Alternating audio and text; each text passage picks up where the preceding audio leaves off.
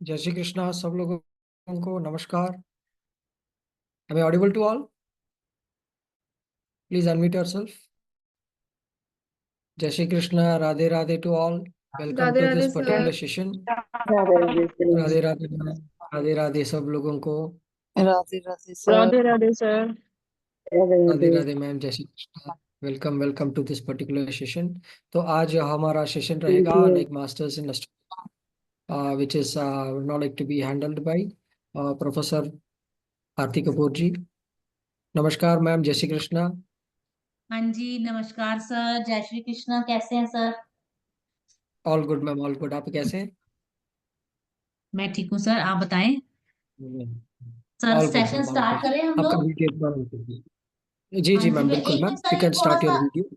हाँ सर, थोड़ा सा वीडियो ऑन होने में प्रॉब्लम आ रही है, थोड़ा सा ना सिग्नल की प्रॉब्लम है। मैं 2 मिनट में कर लूँ। Okay okay, right right. Actually वो थोड़ा आज इंटरनेट में इशू था, तो मैंने कहा वीडियो में प्रॉब्लम ना आए, मैंने इसलिए भी वीडियो ऑन नहीं करा। मैं अभी 1 मिनट में right right, no issues.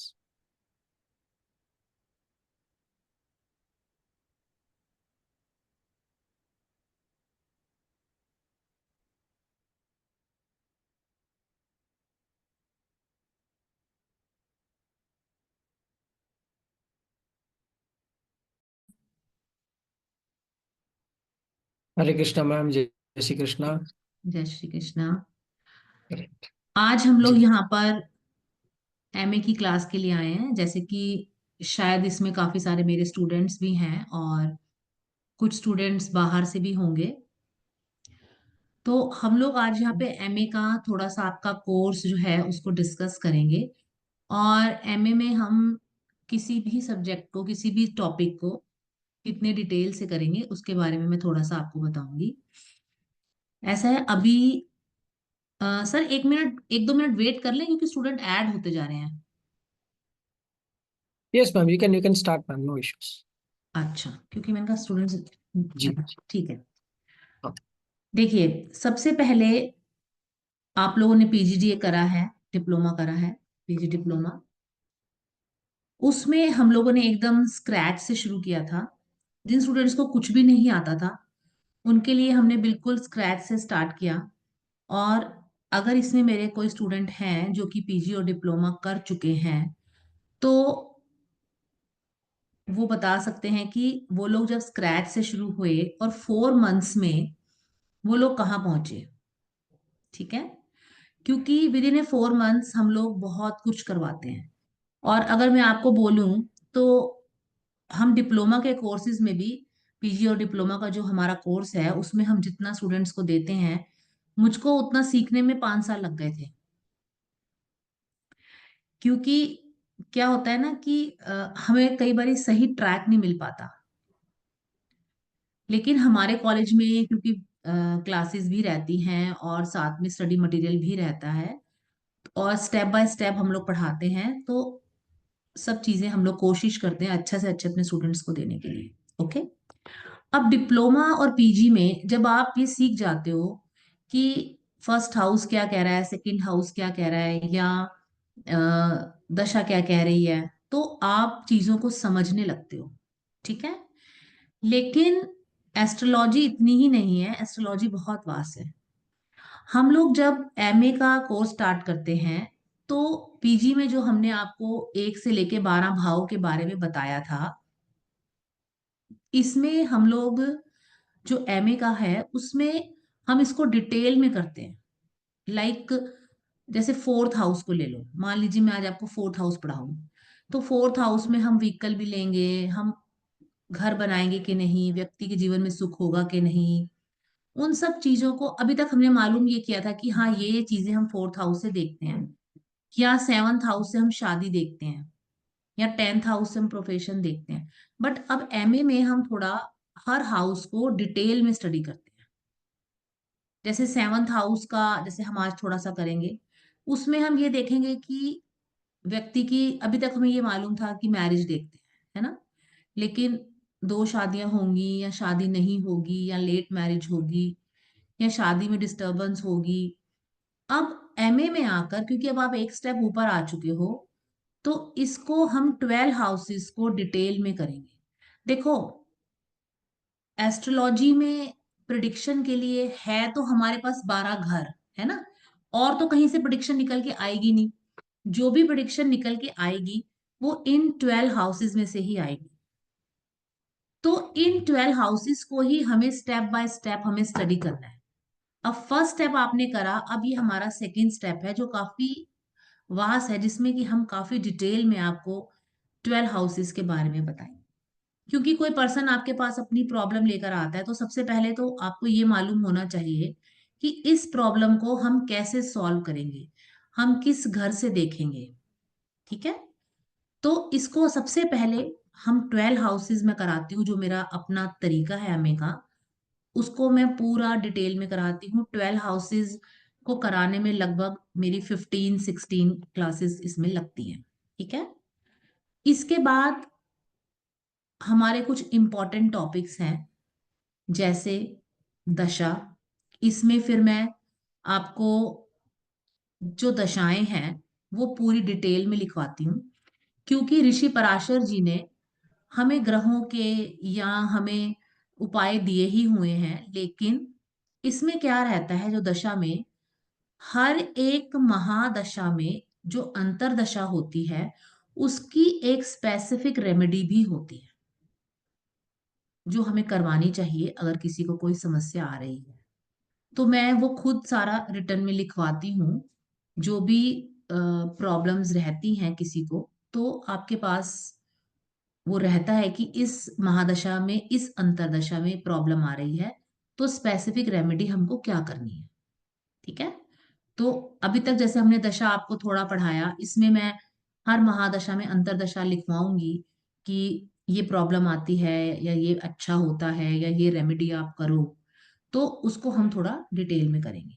Okay, इसके बाद एक बहुत ही इंपॉर्टेंट टॉपिक है अष्टक वर्ग। ठीक है, जिसको जाने बिना भी एस्ट्रोलॉजी अधूरी है। अब आप लोगों को ट्रांजिट तो मालूम ही है ना। अब कई बार क्या होता है कि कोई ट्रांजिट बहुत अच्छा होता है लेकिन अच्छा रिजल्ट नहीं दे पाता। कई बार कोई ट्रांजिट बड़ा खराब होता है परंतु फिर भी बुरा रिजल्ट नहीं देता। ठीक है, अब शनि की साढ़े साती है, शनि की दहिया है, या राहु केतु का राशि परिवर्तन है, शनि का परिवर्तन है, बृहस्पति का परिवर्तन है, लेकिन किसी को शनि की साढ़े साती कोई प्रॉब्लम नहीं दे रही, उसके लिए बहुत अच्छा हो रहा है साढ़े साती में। वहीं दूसरे व्यक्ति को बहुत प्रॉब्लम दे रही है।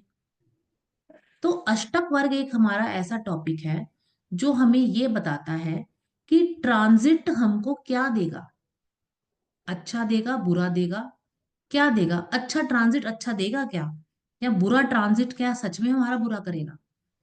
तो अष्टक वर्ग एक अच्छी, बहुत ही अच्छी और एक बहुत ही इंपॉर्टेंट टेक्निक है जो आपको मैं इसमें सिखाती हूँ एमए में। और इसके बाद हम लोग, ताराबल होता है जो नक्षत्र बेस्ड होता है, उसको भी हम स्टडी करते हैं, ताराबल को भी। उसमें थोड़ा सा नक्षत्रों की स्टडी आप कह लो कि ताराबल में आ जाती है। ठीक है, तो उसको आप अच्छे से जब करते हैं ताराबल को, तो आपको ये पता चल जाता है कि ये महादशा या ट्रांजिट में बुरा समय या अच्छा समय कैसे आएगा। अभी तक आपने जो पढ़ा, वो मैं ये कह सकती हूँ कि अभी तक हमने जो पढ़ा वो हमारा एक्सटर्नल स्टडीज थी। ठीक है, अब आप ये कह सकते हो कि ये जो सामने हमको ग्रह दिख रहे हैं, इनके पीछे क्या है जो हमको दिख नहीं रहा। ठीक है, तो इनके पीछे अष्टक वर्ग है, इनके पीछे नक्षत्र है, इनके पीछे दशाओं के कुछ स्पेसिफिक रेमेडीज हैं। क्योंकि देखो, आप कितनी भी एस्ट्रोलॉजी सीख लो, कितना भी किसी को कुछ भी बता दो, परंतु अगर आपकी रेमेडी से उस व्यक्ति को कुछ आराम नहीं मिला तो कोई फायदा नहीं है ना आपका उसको बताने का। तो हमको कुछ स्पेसिफिक रेमेडीज हैं, या जब हम दशा कराते हैं, मेरे स्टूडेंट्स को शायद आता हो, नए स्टूडेंट्स का मुझे नहीं मालूम, हम एक दशा लगन भी बनवाते हैं। तो हम उससे भी एनालाइज करते हैं। कई बार ऐसा होता है कि हमारी दशा हमें कुछ प्रॉब्लम नहीं दे रही दिखा रही होती, परंतु प्रॉब्लम फिर भी आती है। तो उस टेक्निक से हम ये देखते हैं कि दिखा तो रहा नहीं प्रॉब्लम, फिर आ कहाँ से रही। ठीक है, तो अब क्या है, थोड़ी सी इंटरनल स्टडी जो हम करते हैं, और लास्ट की 2-3 क्लासेस में हम थोड़ा सा होरोस्कोप्स ले लेते हैं, उन पे भी बात करते हैं, उन पे थोड़ा डिस्कशन करते हैं। तो देखो, कराने को तो मैं हर क्लास में एक होरोस्कोप लेके डिस्कस करा सकती हूँ आपको, लेकिन मेरा फोकस थोड़ा सा ये रहता है कि जो मेरे पास स्टडी मटेरियल है, जो मुझे 7-8 साल लग गए इकट्ठा करने में, वो मैं आपको दे पाऊं। अब वो कितना आपको अच्छा लगेगा ये मैं नहीं कह सकती, लेकिन मेरी ये कोशिश रहती है, बिकॉज कि अगर मैं एक होरोस्कोप लेती हूँ तो मैं उसका एक एस्पेक्ट जो है वही आपको समझा पाती हूँ, लेकिन जब मैं डिटेल में आपको लिखवाती हूँ तो उसमें सब चीजें कवर हो जाती हैं, जिसमें कि आपके पास देखो, जो मैंने आपको हॉरोस्कोप लगाया सेम तो आपके पास वैसा आएगा नहीं, है ना, अलग से आएगा। तो जब अलग से आएगा तो उसमें भी आपको क्या करना चाहिए, तो वो मेरे थोड़े नोट्स हैं, वो मैं कराती हूँ स्टूडेंट्स को कि उसमें आपको क्या करना चाहिए। तो इस तरीके से हम एमए का कोर्स करते हैं, और मेरी पूरी कोशिश रहती है कि मैं जितना मेरे को नॉलेज है उतना मैं आपको दे सकूं। बाकी तो देखो, एस्ट्रोलॉजी की तो मतलब हम पकड़ नहीं सकते, बहुत ज्यादा वास्ट है। पर जो मुझे आता है, जितना मुझे आता है उतना मैं आपको जरूर दे दूंगी। हो सकता है आपको कम लगे या ज्यादा लगे, ये मैं नहीं कह सकती, पर जो मुझे आता है वो मैं आपको जरूर सिखाऊंगी। ठीक है, और अगर कोई कुछ पूछना चाहे तो आप पूछ सकते हैं, और नहीं तो हम थोड़ा सा 7th हाउस के ऊपर आप डिस्कस कर लेंगे। ठीक है, क्योंकि देखो आपने एक 2-3 चीजें मैं आपको बता देती हूँ, उसके अलावा अगर आपको फी के बारे में पूछना है, आपको बुक्स के बारे में पूछना है, आपको एग्जाम पेपर के बारे में पूछना है, तो आप ये सब चीजें ऑफिस में पूछ सकते हैं। सर आपको भी नंबर दे देंगे ऑफिस का, एडमिशन के बारे में आप वहां पूछ सकते हैं। और इसके अलावा हमारे जो टाइमिंग्स रहते हैं वो सभी स्टूडेंट्स को कंफर्टेबल हम देखते हैं, जो जोन कंफर्टेबल जो टाइम रहता है, मैक्सिमम जो स्टूडेंट्स को ठीक रहता है वो हम टाइम रखते हैं। क्लासेस हमारी वीक में 2 रहती हैं, और पहले मैं अपना क्लास देती हूँ, उसके बाद स्टूडेंट्स की जो प्रॉब्लम्स है वो हम लेते हैं। वीडियोस हम एवरी क्लास का आपको देते हैं, और 1 ईयर तक वो वीडियो आपके टेलीग्राम पर रहती हैं, आप उसे कितनी भी बार देख सकते हैं। ठीक है, और इसके अलावा आज हम, अगर कोई इसके अलावा किसी का कोई क्वेश्चन हो तो आप पूछ सकते हैं, नहीं तो हम थोड़ा सा 10-15 मिनट हम लोग 7th हाउस पे थोड़ी बात करेंगे। ठीक है, चलिए, किसी का कोई क्वेश्चन नहीं है, अच्छी बात है, वेरी नाइस। देखो, हम लोग 7th हाउस जो है हमारा, 7th हाउस हम किस किस चीज के लिए देखते हैं। 7th हाउस सबसे पहले तो आपको मालूम है विवाह के लिए। सर कुछ कहना चाहते हैं आप sir? Rudresh sir ji, principal.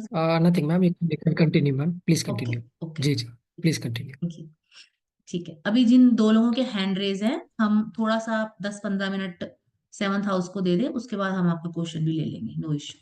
ठीक है, देखो 7th हाउस जो है वो हम किस किस चीज के लिए देखते हैं, ये तो आपको पीजीडीए में आपने पढ़ा ही है कि 7th हाउस हम लोग सबसे पहले अपने पार्टनर, चाहे वो लाइफ पार्टनर हो या वो हमारा बिजनेस पार्टनर हो, हम उसके लिए देखते हैं। मैरिज से रिलेटेड हमें खुशियां मिलेंगी या प्रॉब्लम्स होंगी, इन सब के लिए हम जो है वो 7th हाउस को देखते हैं। और व्यक्ति जो एक मारक घर होते हैं, जैसे 2nd एंड 7th, तो उसमें भी हम 7th को देखते हैं।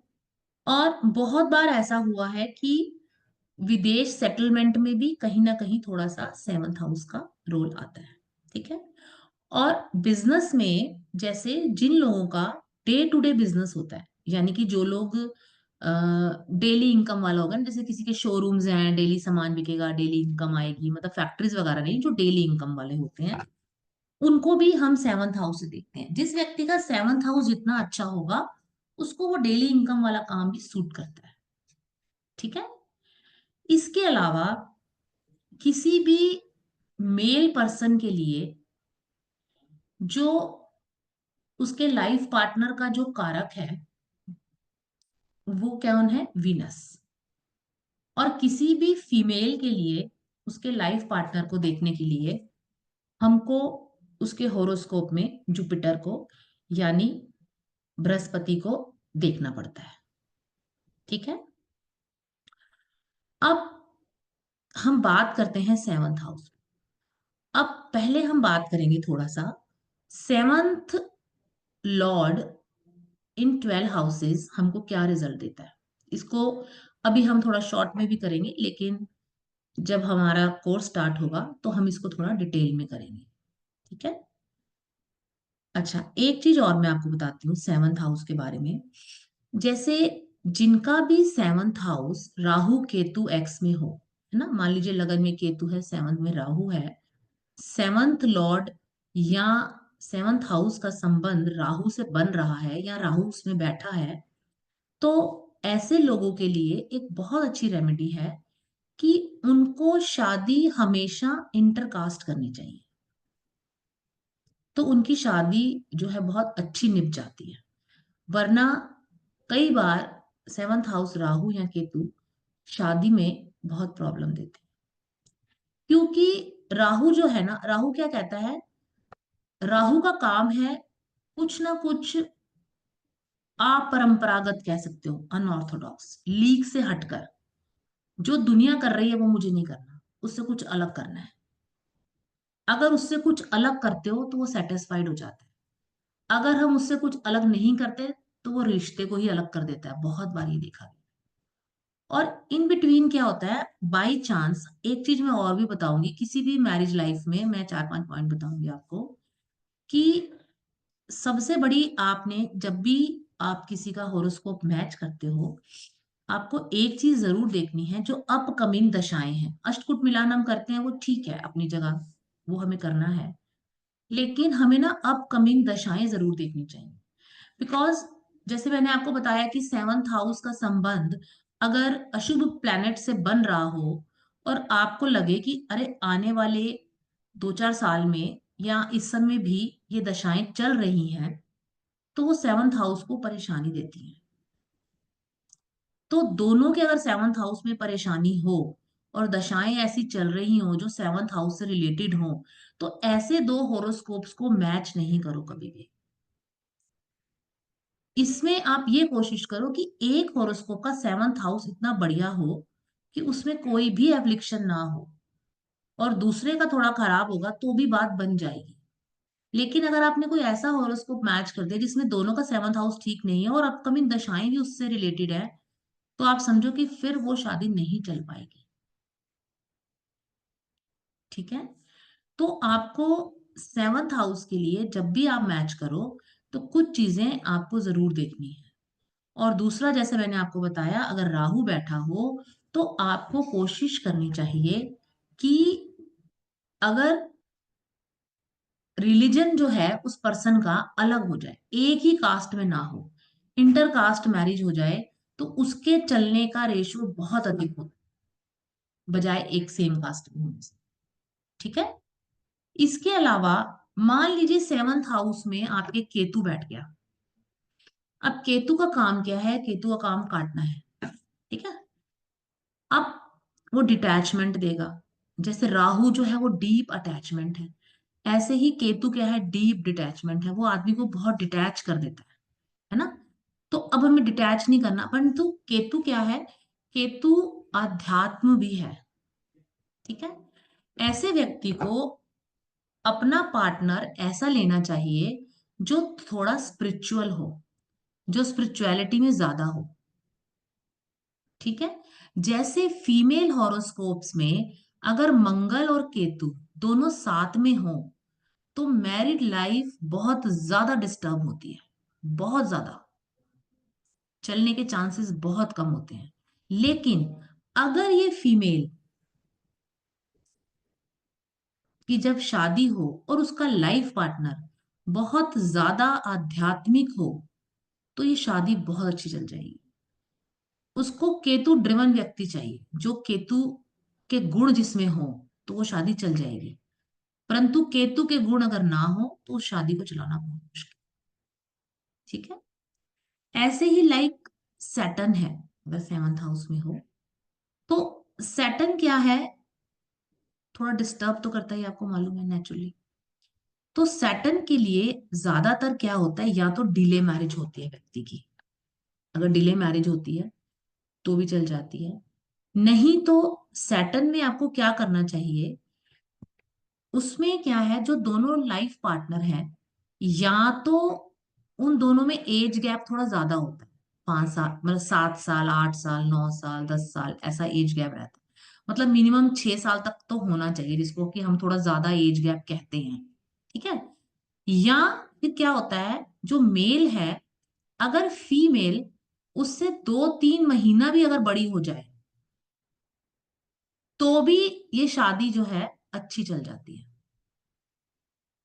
और अगर 7th हाउस में सैटर्न अपनी राशि का है तो फिर आपका पार्टनर बहुत समझदार होगा, थोड़ा स्लो होगा पर समझदार बहुत होगा।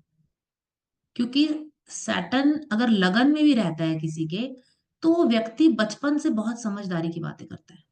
और सप्तम में सैटर्न आ जाए तो उसका लाइफ पार्टनर बहुत ज्यादा समझदार होता है, चीजों को समझने वाला होता है। ठीक है। तो ये कुछ अशुभ प्लैनेट थे। अगर उनके हिसाब से अगर आप शादी में, मैच मेकिंग में इन चीजों को करते हो तो आपकी शादी चलने के आसार इसमें थोड़े ज्यादा है। ठीक है। क्योंकि राहु केतु एक्स जो है ना, वो थोड़ा सा प्रॉब्लमेटिक हो जाता है। ठीक है। तो आपको इस तरीके से देखना है।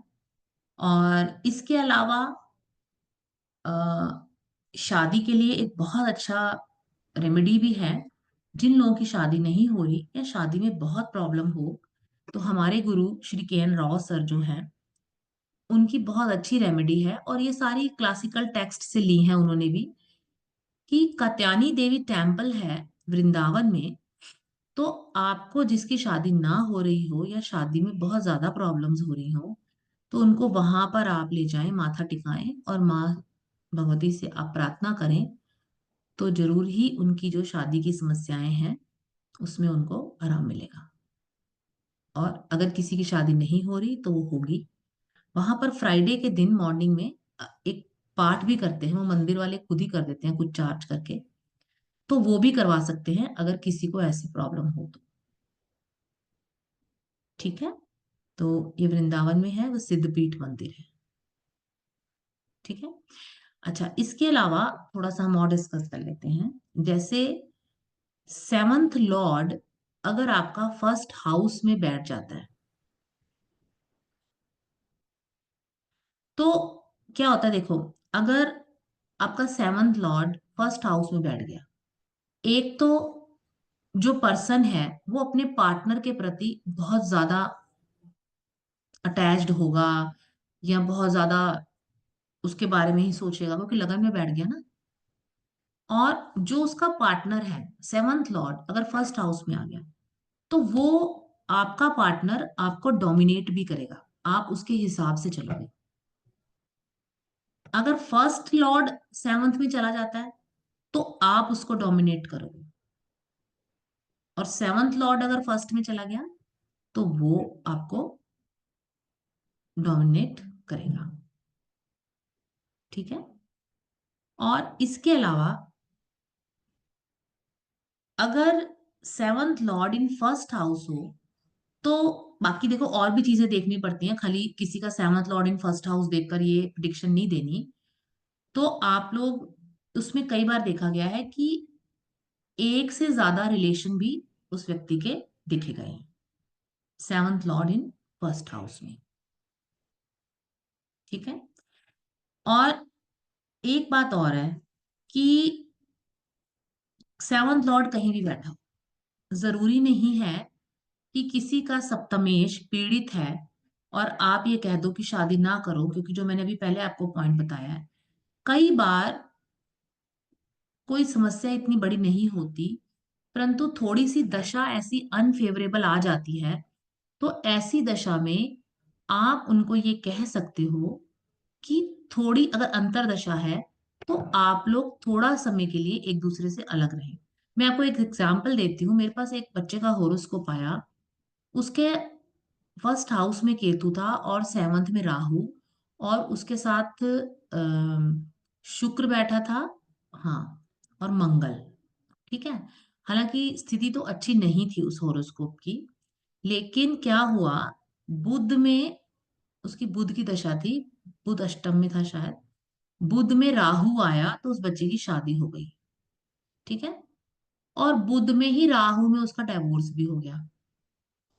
तो वो जब डाइवोर्स हो गया वो तब मेरे पास आया। अब ऐसी स्थिति में इसका हल क्या था? इसका हल ये था कि उसको ये बोला जाता कि जब तक ये तेरी राहु की अंतर्दशा चल रही है तब तक तुम एक दूसरे से दूर रहो। देखो, होना तो वही है जो ऊपर वाले ने कहा है, जो हमारा प्रारब्ध है। लेकिन अगर कोई व्यक्ति ने बचना होगा तो वो टाइम पे आपके पास भी आ जाएगा। तो अगर कोई टाइम पे आपके पास आ जाता है तो आप उसको ये सलाह देंगे कि इस अंतरदशा में, अगर वो सप्तम से रिलेटेड खाली अंतरदशा है, महादशा हो तो लंबी हो जाती है, तो सिचुएशन थोड़ी मुश्किल हो जाती है।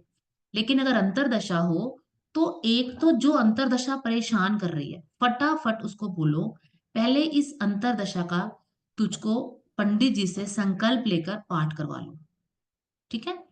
क्योंकि एकदम कोई अंतरदशा बहुत परेशान करो तो अगर हम उसका पाठ किसी अच्छे ज्ञानी विद्वान व्यक्ति से करा लेते हैं प्रॉपर तरीके से, तो काफी हद तक वो समस्या हमारी हट जाती है। और उसके अलावा आप उसको इमीडिएटली ये बोलो कि जब तक ये अंतरदशा चल रही है आप एक दूसरे से सेपरेट रहें। जब ये अंतरदशा खत्म हो जाएगी साल डेढ़ साल में, तो आप जो भी डिसीजन लेना चाहें वो लें, लेकिन इस अंतरदशा तक आप जरूर वेट करें। ठीक है। तो इस तरीके से आप उसको ये चीजें समझाएंगे। ठीक है। अब सेवंथ लॉर्ड अगर इन सेकंड हाउस, तो व्यक्ति को विवाह में धन संपत्ति की भी प्राप्ति हो सकती है। इसके अलावा कई बार ऐसा देखा गया है कि seventh Lord in second house, तो व्यक्ति का जो लाइफ पार्टनर होता है वो उसकी फैमिली में कहीं जान पहचान से भी, जैसे कि पहले से वो लोग जानते हो, ऐसा भी हो सकता है अगर उसका लाइफ पार्टनर। और seventh Lord in second house और अगर दशा आ जाए तो बहुत बार ये मारक का काम भी करती है, व्यक्ति को प्रॉब्लम भी दे सकती है, उसके लाइफ पार्टनर को भी प्रॉब्लम हो सकती है और व्यक्ति को खुद भी हेल्थ में कोई भी ट्रबल हो सकता है। ठीक है। अब seventh Lord in third house, तो इसको हम बहुत अच्छा नहीं मान सकते, लेकिन अगर ये एफ्लिक्टेड ना हो तो कई बार ये देखा गया है कि seventh Lord in third house, तो व्यक्ति या तो विदेश में भी, उसका जो सिबलिंग्स हैं वो विदेश में सेटल हो सकते हैं। लेकिन जो सेवंथ लॉर्ड के लिए थर्ड हाउस की स्थिति को अच्छा नहीं माना गया। हमारे सर श्री के एन राव सर थे, हम लोगों ने रिसर्च करा था इसके ऊपर 100 से अधिक कुंडलियों पर, कि जिन लोगों का सेवंथ लॉर्ड थर्ड हाउस में था या seventh Lord in ninth house, उन लोगों को मैरिजेस में बहुत प्रॉब्लम आई। और उसके अलावा या तो बहुत प्रॉब्लम आई, या ऐसा हुआ कि हस्बैंड की जॉब लग गई या वाइफ की कहीं जॉब लग गई या बच्चे की कोई पढ़ाई हुई, उनको 4-5 साल के लिए एक दूसरे से दूर रहना पड़ा शुरू शुरू में, या शुरू शुरू में थोड़े लड़ाई झगड़े हुए और वो एक दूसरे से 2-4 साल उनको अलग रहना पड़ा और उसके बाद फिर वो एक हुए, अगर बाकी स्थिति अच्छी हो तो। नहीं तो seventh Lord in third house marriage के लिए बिल्कुल भी अच्छा नहीं माना जाता। बहुत बार इसमें ये भी देखा गया है कई सारे कॉम्बिनेशंस के बाद कि seventh Lord in third house अगर हो तो कई बार जो पार्टनर है, चाहे वो मेल हो या फीमेल, वो सिबलिंग्स के, आपके सिबलिंग के साथ भी उसका कोई रिलेशनशिप हो सकता है। ठीक है।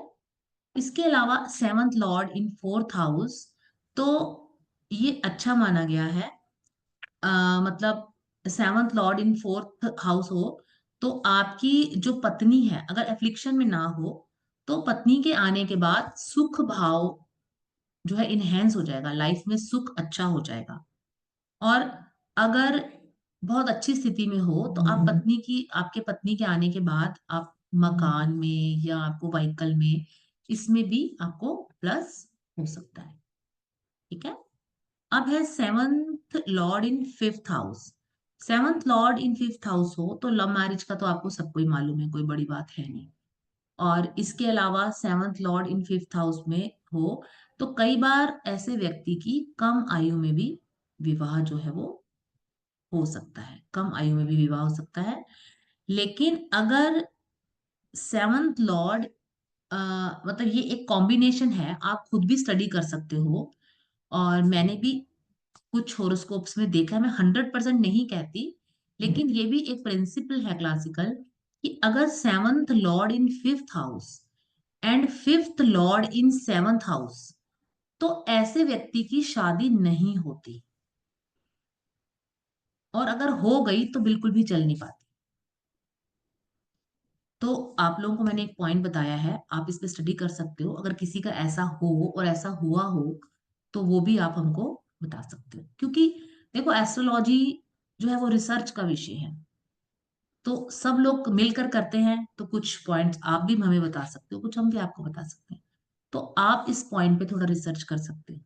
ठीक है। और seventh Lord in fifth house, तो बहुत बार ऐसे लोगों की शादी जो है जल्दी हो जाती है, अर्ली मैरिज भी हो जाती है। बट हर चीज में ना ये बहुत जरूरी है कि एफ्लिक्शन नहीं होना चाहिए। जहां पे एफ्लिक्शन आया वहां पर सेवंथ हाउस समझो पीड़ित हो गया। ठीक है। इसके अलावा मैं आपको एक पॉइंट और बताती हूँ। मान लीजिए जैसे आपने देखा किसी का सेवंथ हाउस पीड़ित है, अब आपको मैरिज के लिए देखना है क्या करें। तो D9 जो हमारी नवमांशा कुंडली है, आप उसका 9th हाउस देखो कि क्या उसका 9th हाउस अच्छा है, यानी मैरिज के बाद अच्छा लक रहेगा बच्चे का। क्या उसका 4th हाउस अच्छा है, क्योंकि D9 का 4th हाउस सुख भाव है, D9 का परिवार का है। अगर वो अच्छा है, D9 का 4th हाउस 9th हाउस, तो D1 में अगर थोड़ा एफ्लिक्शन है तो भी शादी अच्छी चल जाएगी। ठीक है। तो आप इनको इस तरीके से आप देख सकते हो। ऐसे ही सेवंथ लॉर्ड इन सिक्स्थ हाउस, तो ये हम बहुत अच्छा तो नहीं मानते। कई बार इसमें हमने 2 शादियां भी देखी हैं, या पत्नी जो है वो आ, उसको हेल्थ ट्रबल हो सकता है ना।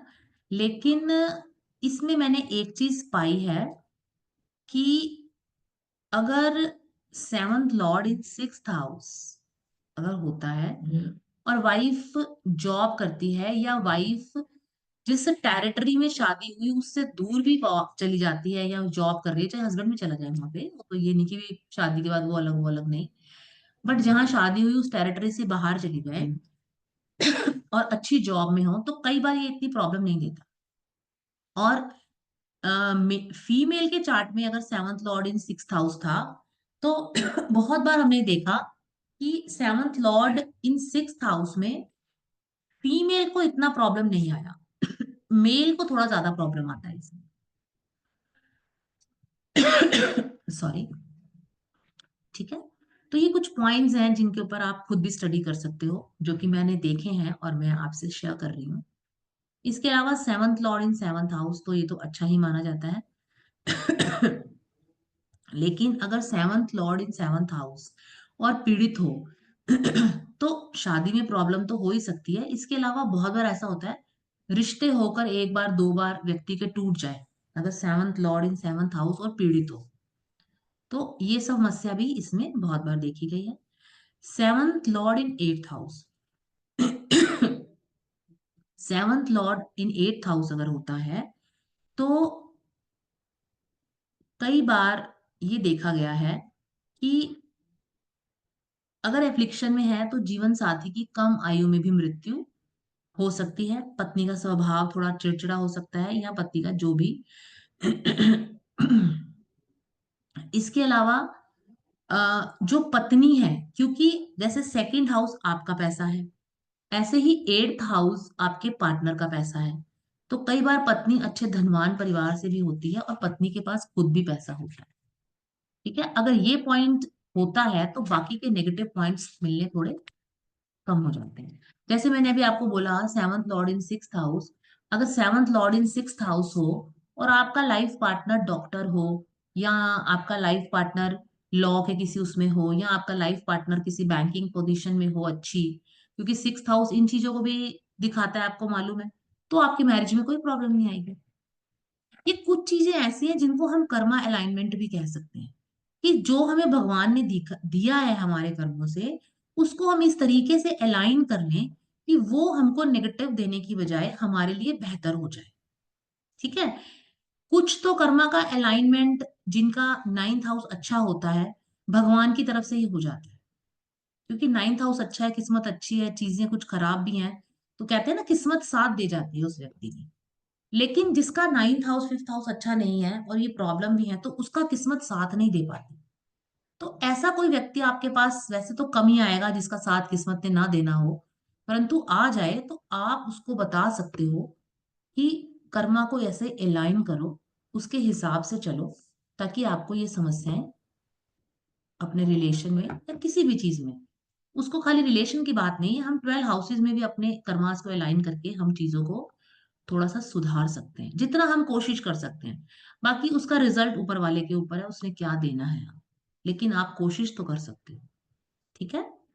अब 7th लॉर्ड इन 9th हाउस, 7th लॉर्ड इन 9th हाउस में ये भी कई बार बोला गया है कि शादी के बाद भाग्य उदय, है ना, या विदेश में भाग्य उदय, ऐसा भी कह सकते हैं। ठीक है। और कई बार ऐसा भी होता है कि आपकी वाइफ अगर किसी और धर्म की है, तो आप उसके धर्म को भी अपना सकते हैं। ठीक है। तो आपको इसको इस हिसाब से देख सकते हो। 7th लॉर्ड इन 10th हाउस, तो कई बार ऐसा होता है कि जो आपका वर्क प्लेस है, आपको पत्नी वहां भी मिल सकती है, या इसके अलावा आपकी पत्नी जो है आपके व्यापार में आपकी पूरी हेल्प कर सकती है, और विदेशी व्यापार में आपको सफलता मिल सकती है, इसको हम ये भी कह सकते हैं। 7th लॉर्ड इन 11th हाउस, 7th लॉर्ड इन 11th हाउस हो तो शादी, मतलब आपकी जब मैरिज होगी तो उसके बाद आपको मतलब आपका स्टेटस पहले से बेहतर हो जाए, इनकम वाइज कह सकते हो आप। और इसके अलावा कई बार ये भी देखा गया है कि 7th हाउस इन 11th में अगर थोड़ा सा भी एप्लिक्शन हो जाए तो 2 शादियां भी कर सकता है व्यक्ति। आपके पार्टनर का एक से ज्यादा भी रिलेशनशिप हो सकता है, इसमें हम दोनों बातें कह सकते हैं। ठीक है।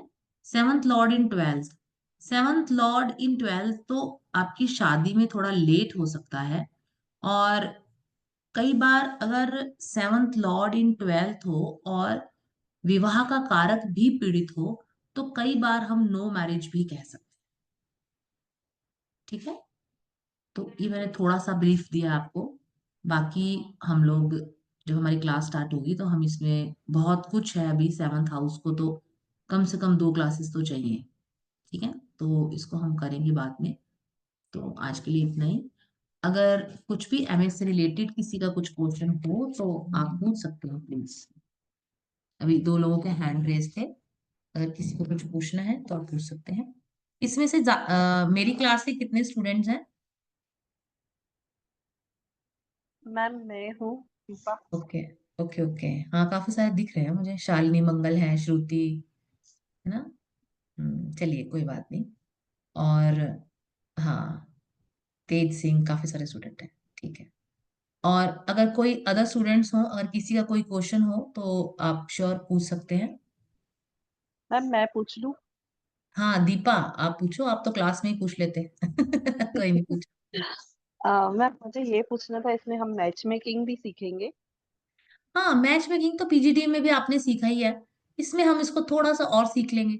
और मैच मेकिंग तो देखो वही है कि अष्टकूट मिलान तो है, और 2-3 चीजें और हैं। इसके अलावा सबसे जरूरी अपकमिंग दशाएं। मैं ना एस्ट्रोलॉजी में ना दशा पर बहुत बिलीव करती हूँ, क्योंकि मैं हमेशा बोलती हूँ आपको क्लास में, दशा ही हमारे जीवन की दिशा निर्धारित करती है। कैसा भी खराब होरोस्कोप हो, दशाएं अच्छी हो, मान लीजिए आपको दशा अच्छी वाली मिल गई, 9 प्लैनेट्स में से आपके 3 अच्छे हैं, और उन तीनों की 20-20 साल 18 साल की दशा मिल गई, तो आपकी लाइफ अच्छी हो गई ना। थोड़ा स्ट्रगल होगा पर अच्छा ही रहेगा। अब आपके प्लैनेट तो सिर्फ 3 खराब हैं और बाकी 6 अच्छे हैं, पर उन खराबी की दशा आ गई।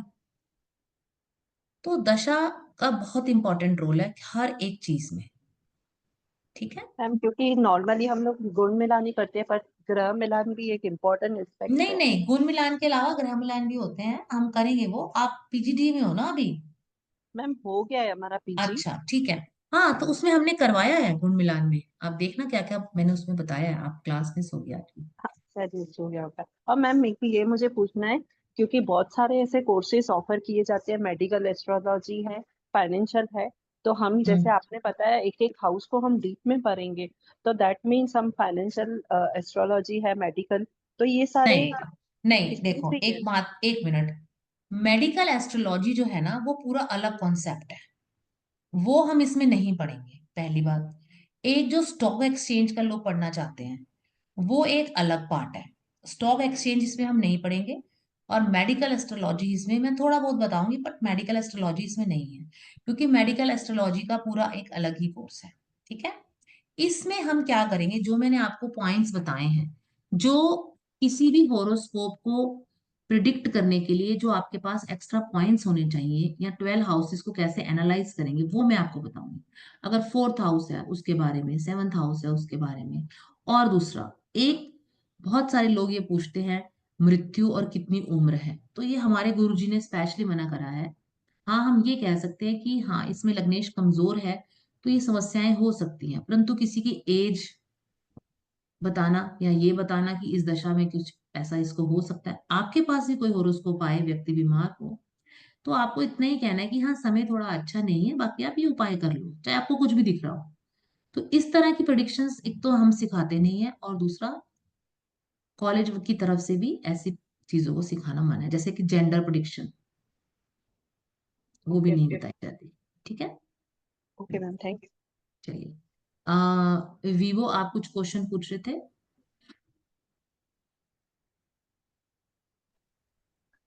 हेलो। हाँ ma'am. Hello, good evening ma'am. Good evening. Ma'am, मैं पूछना चाह रही थी कि जैसे सेवन्थ हाउस जो आप बोल रहे हो, तो वो सेवन्थ हाउस मतलब लिब्रा जो है वो उसकी पोजीशन को देखते हो, लॉर्ड स्वामी स्वामी वही है, तो मतलब या किसका देखेंगे हम? नहीं देखो, लिब्रा की ऐसा नहीं है, पोजीशन। लिब्रा नहीं। 7th हाउस में आपकी कौन सी राशि आ रही है, सप्तम घर जो है आपका, है ना, 1 से लेके 7 घर जब हम करते हैं, तो सप्तम घर उसका आपने स्वामी तो मैम आपने लिब्रा ही है ना? नहीं, हर एक के लिए लिब्रा थोड़ी है, जिसका मेष लगन होगा उसके लिए लिब्रा होगी ना। तुला उस जिसका अच्छा। एरीज होगा, जिसका एरीज असेंडेंट होगा, उसके लिए लिब्रा हो गया। लेकिन अगर मान लीजिए आपका असेंडेंट कैंसेरियन है, कैंसर है, तब थोड़ी आपके लिए हाँ। सेवंथ सेवंथ हाउस में लिब्रा होगा, तब तो आपके नहीं नहीं तो। हाउस में कैप्रिकॉर्न होगा। हाँ, तब तो 4 में आ जाएगा। हम्म। 3 4 5 6 7, यस, 5 में ठीक, आ जाएगा। ठीक है। पंकज वत्स जी मैम इसको पूछे। देखते हैं। ओके हाँ, ma'am, thank you ma'am. Okay. Pankaj Vats ji पूछे।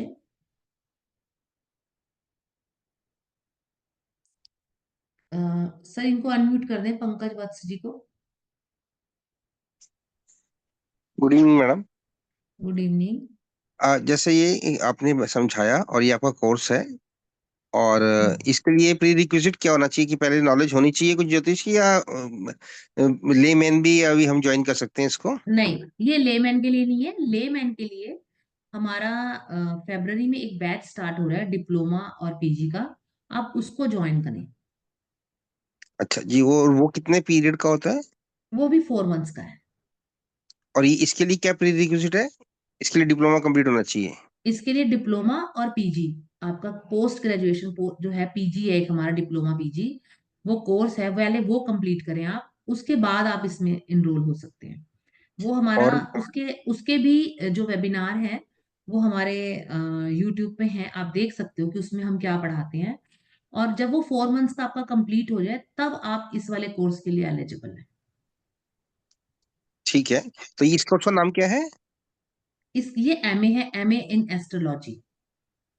ओके। और इसके बारे में जैसे और डिटेल्स है, जैसे आपने कहा था ये रिकॉग्नाइज्ड है अलग अलग जगह से, मैंने पढ़ा था उसके पोस्ट में, तो वो अगर डिटेल्स पूछनी हो तो किससे मिल सकती हैं, किस नंबर पर? आपको ना, अभी हम लास्ट में एक नंबर दे देंगे, आप वहां पर कॉल करके सब पूछ सकते हैं। ठीक है। Right, thank you madam. Irfan Ali ji.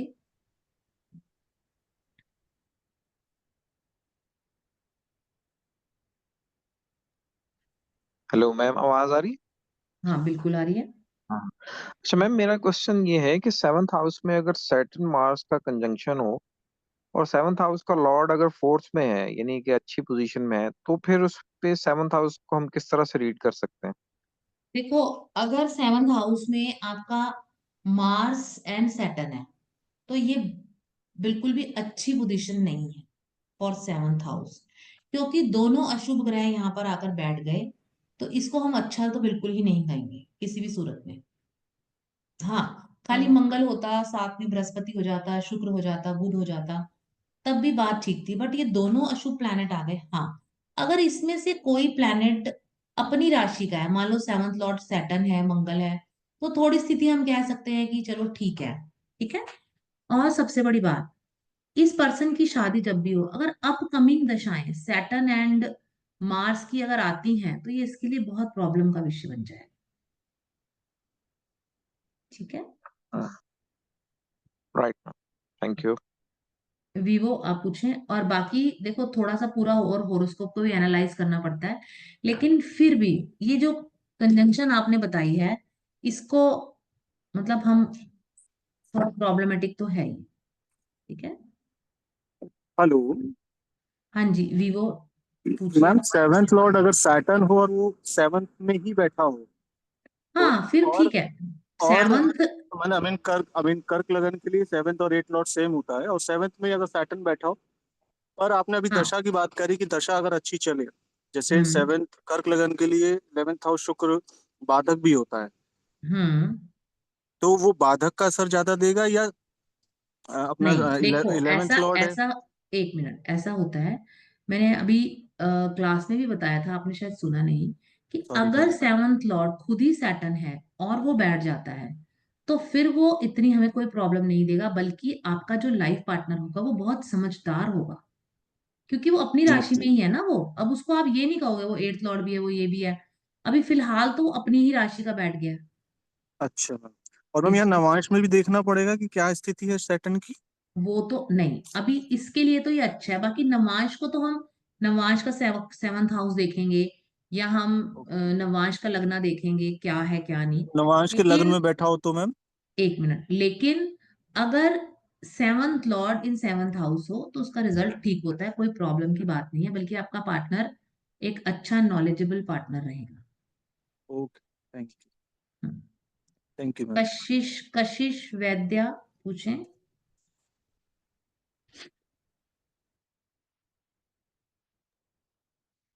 Yes ma'am, good evening ma'am, thank you for the wonderful session. Session बहुत अच्छा था। Ma'am thank you. मेरा ना एक डाउट है। मैम मुझे ज़्यादा क्यूरियोसिटी है कि अगर ये तो टॉपिक होता है ना जिसमें हम बेबी का फर्स्ट नेम निकाल पाते हैं एस्ट्रोलॉजी से, लोग क्या फर्स्ट क्या क्या? अल्फ़ाबेट के लिए कहते हैं। अल्फाबेट। जी मैम। ओके। आप मैम नेम ये, का, एक मिनट, हाँ नेम का अल्फाबेट। Yes ma'am, okay. जैसे न्यू बॉर्न होते हैं या वैसे भी अगर होता है तो ये किस टॉपिक में, ये किस उसमें आता है? डिप्लोमा में सिखाया जाता है एस्ट्रोलॉजी में या मास्टर्स में सिखाया जाता है?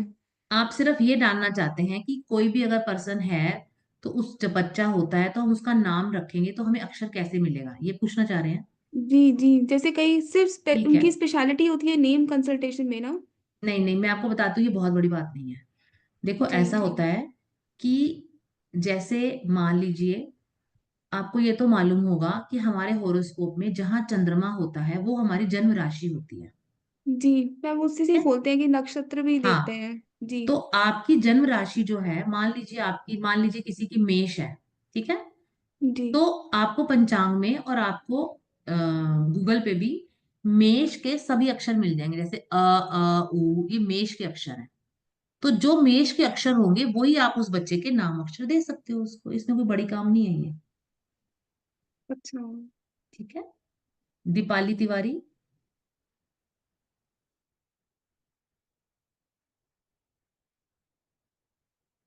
म्यूट हो आप दीपाली। हो नहीं रहा। Yes sir. हाँ जी एक्चुअली दीपाली। मैम एक क्वेरी है। हाँ जी, सबसे पहले आपसे मिलकर बहुत अच्छा लगा, जैसे कि first question I am opening. Ma'am इसमें ये क्वेरी है कि अगर हम किसी मारक ग्रह का दान करते हैं दैट इज ओके, बट कई बार हाँ ऐसा होता है कि एफ्लिक्शन में आ रहा है, तो एफ्लिक्शन में आने के कारण जो ग्रह है बट फॉर सम टाइम आ रहा है, तो क्या उसका दान ठीक है? नहीं नहीं, आप क्या कहना चाहते हो? कोई मारक अगर एफ्लिक्शन में आ रहा है तो उसका दान? नहीं, मारक का तो दान कर सकते हैं, बट कई कोई बार ऐसा होता अच्छा, है गोचर में, हाँ कोई कोई अच्छा प्लेनेट आ रहा है, अच्छा योग प्लान, कारक, ठीक है। हाँ, देखो, या अगर, समभावस्थ है। हाँ देखो, अगर कोई योग कारक प्लैनेट एफ्लिक्शन में है और परेशानी जी, दे रहा है, तो मैं उसका दान नहीं बोलती, आप उसका मंत्र जाप करें। ओके, ठीक है। और वैसे भी मैं आपको एक बात जी, बताऊं, मंत्र जाप जो है एक बहुत ही सेफ रेमेडी है और बहुत ही अच्छी रेमेडी। बट मैम उसमें भी बोलते हैं कि कुछ मंत्र होते हैं, जैसे कई तरह के मंत्र होते हैं, बीज मंत्र हैं, वैदिक मंत्र है, तो उसमें भी जो गृहस्थ हैं उनको उस तरह के मंत्र कौन से करने चाहिए, कौन से नहीं करने चाहिए, उसका भी देखो कुछ होता मैं दीपाली जी एक आपको बात बताती हूँ। बहुत है? ज्यादा जी, नॉलेज तो मुझे नहीं है, मैं ना के बराबर ही जानती हूँ। लेकिन आज भी सुबह मेरी क्लास हो रही थी तो मैंने यही बोला कि भगवान का या ग्रहों का कोई मंत्र है, कुछ भी है, अगर भोले भाव हम भगवान का नाम किसी भी तरीके से ले रहे हैं तो वो कोई हार्म नहीं देता हमको, पहली बात। और दूसरी बात, अगर आपको इन चीजों में इतनी कंफ्यूजन है बाई चांस, तो जी, हमारे गुरु श्री के एन राव सर ये कहते थे कि विष्णु सहस्त्र नाम का पाठ आप करें। जो मेरे स्टूडेंट्स हैं उनको मालूम है, मैं हमेशा बोलती हूँ। वो ये बोलते थे कि जो हमारे, मान लीजिए आपको मंगल परेशान कर रहा है, आपको बुध परेशान कर रहा है, आपको बृहस्पति परेशान कर रहा है, आप ग्रहों की रेमेडीज करते हो और आपको थोड़ा रिलीफ हो जाता है और आप खुश हो जाते हो। परंतु गुरुजी ये कहते थे कि जब आपको इंस्टेंट रिलीफ तो मिल गया, लेकिन जो आपके कर्म है वो नहीं कटे, वो फिर से कैरी फॉरवर्ड हो गए आपके नेक्स्ट जन्म में, क्योंकि वो आपको जी, भुगतने ही पड़ेंगे, छूटेंगे तो नहीं। तो ये बोलते थे कि सीधा आप विष्णु जी की शरण में जाओ, जब वो आपको माफ कर देंगे, वो आप पर दया करेंगे, तो सभी कर्म कट जाएंगे और आगे नहीं जाएंगे। तो ओके, अब ये ज्ञान की बात है, मतलब किसी को अच्छी भी लग सकती है और किसी को बेकार भी, है ना? तो जिसको जैसा लगे वो ले सकता है इसको। पर हमारे गुरुजी हमेशा यही बोलते थे कि कोई रेमेडी नहीं देनी विष्णु सहस्त्र नाम के सिवाय। मैम लेकिन इसमें ये विष्णु सहस्त्र नाम गुरु की रेमेडी नहीं है, किसी भी ग्रह के लिए हो सकता नहीं, है? ये हर एक प्लैनेट की है, हर एक प्लैनेट जो है वो विष्णु जी के अंडर है, प्लैनेट भगवान से ऊपर नहीं है। विष्णु सहस्त्र ओके, नाम और शिवलिंगाष्टकम स्तोत्र, ये दो जो ओके, हैं, ये बहुत ही अच्छी रेमेडी है। शिवलिंगाष्टकम स्तोत्र जब आप पढ़ोगे तो सुनोगे, उसमें एक लाइन आती है, अष्ट दरिद्रता नाशक, यानी कि हमारी जितनी भी दरिद्रताएं हैं, खाली पैसा नहीं, बीमारी है, लड़ाई है, झगड़ा है, कुछ भी है, कोई भी दरिद्रता हमारे जीवन की शिवलिंगाष्टकम स्तोत्र से दूर होती है। एक लाइन उसमें वो भी है, संचित कर्म विनाशक लिंगम, कि जो हमारे संचित कर्म है जिनका विनाश कोई नहीं कर सकता, जो हमें भुगतने ही पड़ते हैं, परंतु शिवलिंगाष्टकम स्तोत्र हमारे उन संचित कर्मों का भी विनाश कर देता है। ठीक है। मतलब ये कोई भी कर सकता है मैम डेली कोई में भी यूज, कर बहुत सकता अच्छा। है, एनीबॉडी, कोई भी। ओके मैम, एक लास्ट और एक और है, आपने बहुत अच्छा बताया ये, कि ये जो अपना स्टोन्स वगैरह होते हैं जो पहनने के लिए किया जाता है रिकमेंड, तो उसको किस तरह से रिकमेंड करना चाहिए, क्या देखना चाहिए उसमें? नहीं देखो, उसको मैं ऐसे नहीं बता सकती आपको कैसे रिकमेंड करना चाहिए, उसके लिए हमें पूरी क्लास चाहिए। ठीक है। अच्छा, तो इसी में बताएंगे मैम, आप इसी क्लास में नहीं, बताएंगे या अलग से सेपरेट क्लास? वैसे तो ये पीजीडीए का विषय है, हमारा एमए का विषय नहीं है। लेकिन कोई ओके, बात नहीं, अगर कुछ स्टूडेंट्स को प्रॉब्लम आएगी तो हम एक क्लास स्टोन पे भी ले लेंगे। वो जब आप एडमिशन लोगे तो जब लास्ट क्लास जी, हो तो आप मुझे याद दिला देना कि मैम एक ये भी क्लास ठीक ले। है, ओके मैम, तो उसमें रुद्राक्ष का भी बताएंगे मैम आप? थोड़ा बहुत बता देती हूँ, बट रुद्राक्ष का बहुत ज्यादा नहीं है, लेकिन हाँ किस प्लैनेट के लिए या किस प्रॉब्लम के लिए अगर कोई पूछता है तो मैं बताती हूँ। वैसे थोड़ा रुद्राक्ष का मैं अपने उसमें भी बताती हूँ, जो मेरा जेमस्टोन्स का कोर्स है। तो बाकी देख लेंगे, इसमें कोई बात नहीं, वैसे इसमें रुद्राक्ष कवर नहीं है। पर ओके, अगर स्टूडेंट्स होंगे, कुछ स्टूडेंट्स चाहेंगे जी तो हम थोड़ा सा इसमें, ठीक है। मैम, रुद्राक्ष का कोई साइड इफेक्ट होता है क्या मैम? देखो, रुद्राक्ष का कोई साइड इफेक्ट नहीं होता, लेकिन रुद्राक्ष को पहनने के ना नियम होते हैं। नियम बहुत होता है जी। हाँ, तो उनको फॉलो करना थोड़ा मुश्किल है। ठीक है। Okay, okay, hmm, thank you so much ma'am, nice talking. ठीक। चलिए thank you Shashikant ji thank you पूछे, सो अगर मच। किसी का कोर्स रिलेटेड या कोई भी क्वेरी हो तो आप पूछ सकते हैं। मैम हम पूछना चाहते हैं कि हमारा ये कब से शुरू हो रहा है एमए वाला कोर्स? अ, हमारा मोस्ट प्रोबेबली फरवरी एंड से स्टार्ट होगा। अच्छा, दूसरा मैम हम इसके बाद जैसे हम पीएचडी वगैरह अगर करें इसके लिए तो फिर क्या करना पड़ेगा? आप जब एमए कर रहे हैं तो बोलिए। आपका एमए कंप्लीट हो जाता है तो आप पीएचडी में एडमिशन ले सकते हैं, कोई दिक्कत नहीं है। उसका भी ऑफलाइन ही होगा मैम? हाँ जी। पीएचडी भी ऑफलाइन ही होगा क्या? Sorry, online? नहीं, पीएचडी में कोई क्लासेस नहीं होती। पीएचडी में आपको एक मेंटोर दिया जाता है, आपको गाइड दिया जाता है, जो आपको थोड़ा गाइड करता है। जहां पर आपको कुछ प्रॉब्लम आती है वहां पर वो आपको गाइड करता है। लेकिन पीएचडी रिसर्च का विषय है, वो आपको खुद करनी है, वो आपकी रिसर्च है। गाइड आपकी हेल्प कर सकता है, उसमें कोई क्लासेस नहीं होती। जी लेकिन आप जहाँ पे फंसते हो, जहाँ पे परेशानी आती है, वहां पर वो आपकी हेल्प करते हैं। जी जी, थैंक यू जी। मैम। चलिए करण छाबरा जी।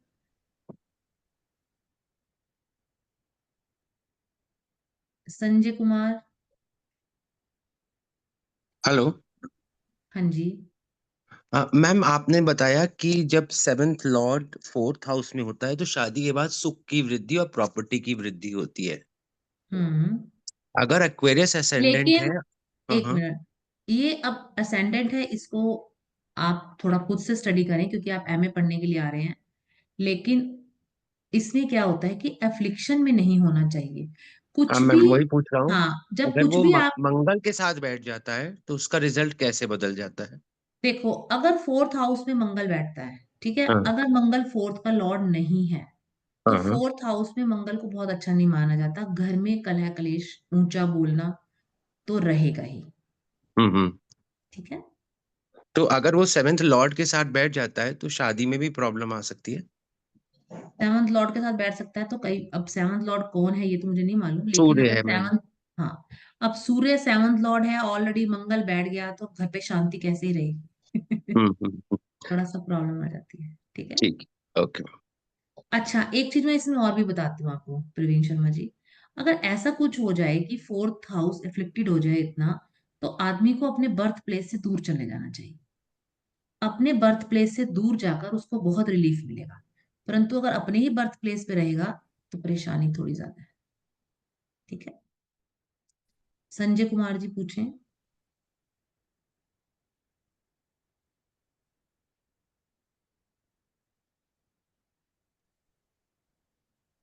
हेलो। हाँ जी। जी मैम, मेरा ना कोर्स से रिलेटेड एक क्वेश्चन है हाँ जी पूछें। कि मेरा पीजी डिप्लोमा अभी हाल ही में आप ही के द्वारा हुआ है हाँ जी। हाँ जी।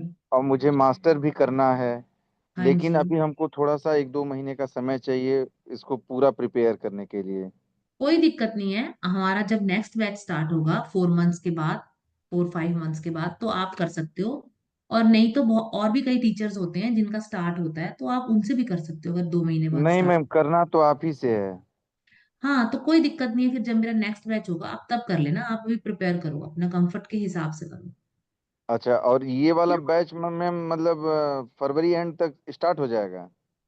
हाँ, उम्मीद तो है फरवरी एंड तक। ओके मैम, ठीक है। Okay. Thank you. Pawan S Kumar ji. Ma'am good evening. मेरा एक वो था कि लास्ट टाइम मेरी मेरी ना 6 से 7 क्लासेस ना मिस हो गई है, मतलब रिकॉर्डिंग्स भी नहीं है उसकी।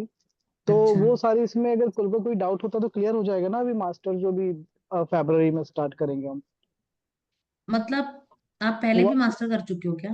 नहीं नहीं, आपके वो मैं वो किया था ना, पीजी किया था ना आपके साथ, आपके थ्रू, ठीक है। अच्छा अच्छा। तो उसमें मैं हुआ क्या था कि मैं रिकॉर्डिंग सुनता था, तो कुछ मीटिंग्स वगैरह चल गई तो मैं उसको कर नहीं पाया फिर। तो इस अच्छा। वजह से मुझे फिर क्या बोलते हैं, वो अगर कुछ डाउट होगा तो हो जाएगा ना क्लियर उस पर।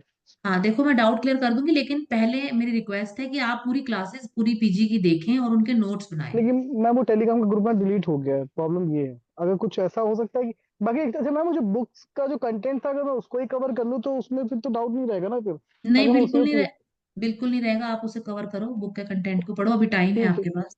हाँ फिर वही भी कुछ वही ना। इशू रहेगा तो हम कर हम्म, लेंगे, कोई ऐसी बात नहीं। ठीक है मैम, फिर मैं इसी पे कंटिन्यू कर लेता हूँ फिर इसी वाले बैच में। ओके, कल्पना जी पूछें। Hello ma'am, thank you for a good session. Ma'am, मेरा क्वेश्चन ये था कि अगर आपके सेवंथ लॉर्ड मून है और वो आपके सिक्स्थ हाउस में सिचुएटेड है, जिसमें ऑलरेडी आपके वीनस हैं और मरकरी हैं और सन है, तो ऐसे में उनकी मैरिज लाइफ कैसी होगी फिर? अब ये आप बताओ, आप एमए के स्टूडेंट हो, यहाँ पर तो सिर्फ आपकी प्रॉब्लम्स बताएंगे, कुंडली का एनालाइज थोड़ी होगा। फिर भी चलो कोई नहीं, हम बताते हैं, आप बताओ पहले। आप भी तो एमए के स्टूडेंट हो, आप क्या सोचते हो? मैम, मेरे हिसाब से तो सिक्स्थ हाउस तो अच्छा नहीं माना जाता है, मतलब it's play house of diseases and all those stuffs, और जिसमें आपके साथ वीनस भी है, सन भी है, मरकरी भी है, तो उसका इम्पैक्ट मतलब कुछ पॉजिटिव लगता है because sun is there and Mercury नहीं, इज देखो देयर। ऐसा होता है ना, जैसे वहां मरकरी है ना, वीनस है, तो ये सॉफ्ट प्लेनेट भी है, और मून भी एक सॉफ्ट प्लेनेट है। और जी। सन जो है ना, सन जो होता है वो इतना वो नहीं है, क्रूर नहीं है सन। वो सॉरी, सन जो है वो इतना अशुभ नहीं है, पर सन थोड़ा सा सेपरेटिव प्लेनेट है। ठीक है। ओके। तो थोड़ा सा जैसे सन जो है सेपरेट, बाकी अब सन किस हाउस का लॉर्ड है ये भी देखना पड़ेगा, मून किस हाउस का लॉर्ड है ये भी देखना पड़ेगा। लेकिन सन जो है ना, वो अशुभता उसमें नहीं है, लेकिन सेपरेशन, सेपरेटिव प्लैनेट बोला जाता है उसको। वो क्या करता है कि थोड़ा ईगोएस्टिक हो जाता है व्यक्ति।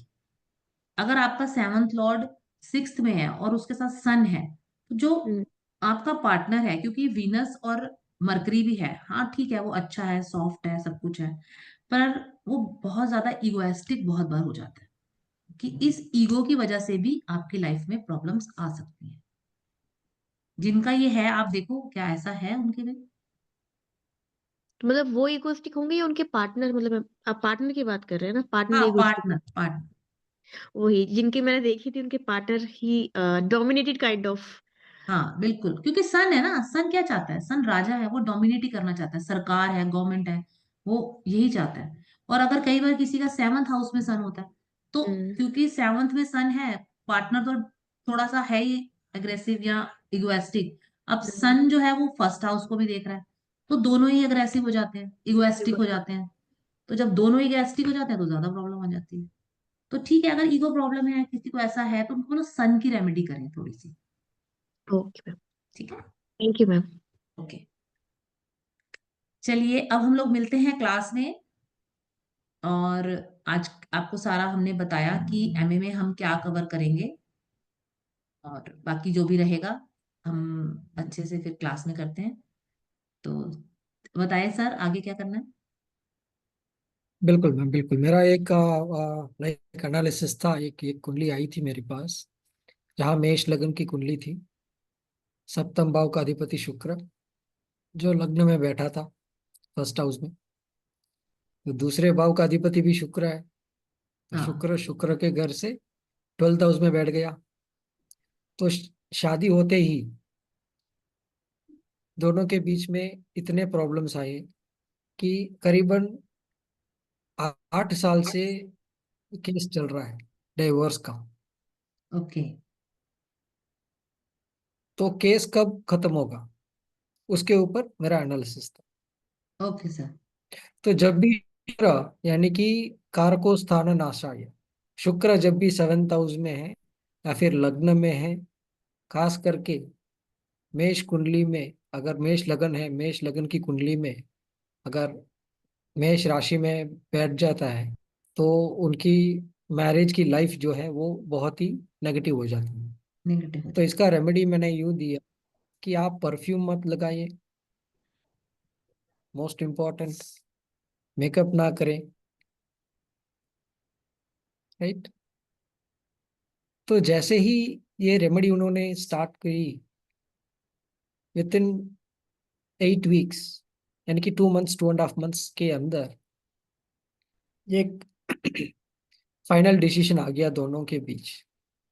तो रेमेडी इधर काम करती है बेस्ड ऑन दी बिल्कुल। सेवेंथ हाउस लॉर्ड, जहां बैठे हैं।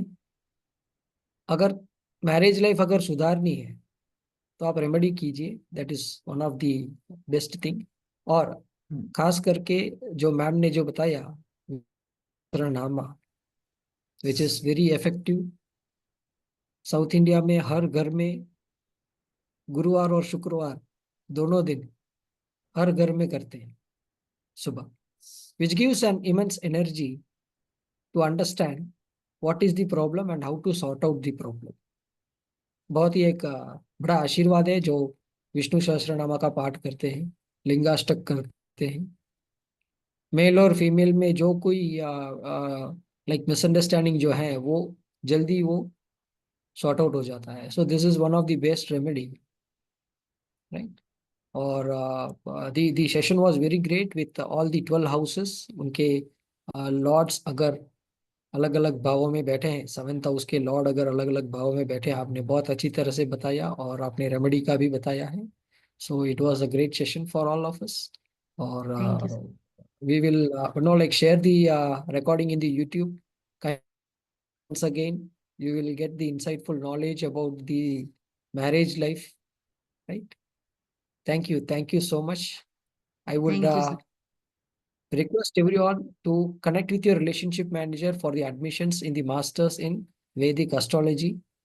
और जैसे मैम ने बताया 3rd या 4th week of February we are going to start up the new batch for the masters in Vedic astrology, right? और मैंने फीस बता दी है इसमें मैसेज में। It is 16,000 rupees for like 1 year duration of the course. और आपके classes रहेंगे 4 months के, right. And every recording will be provided including the study meeting. तो सब कुछ आपको 16,000 में मिल रहा है, राइट। तो thank you so much. I would request everyone to unmute once. Thank you all. Due to the time like constraints, we are like winding up this session. Thank you so much, ma'am. It was a like Thank you, sir. productive time for all of us. Thank you, ma'am. Thank you. Thank you, Thank sir. you. Thank you, ma'am. Thank you, sir. Thank you. To all. Thank you, To sir. all.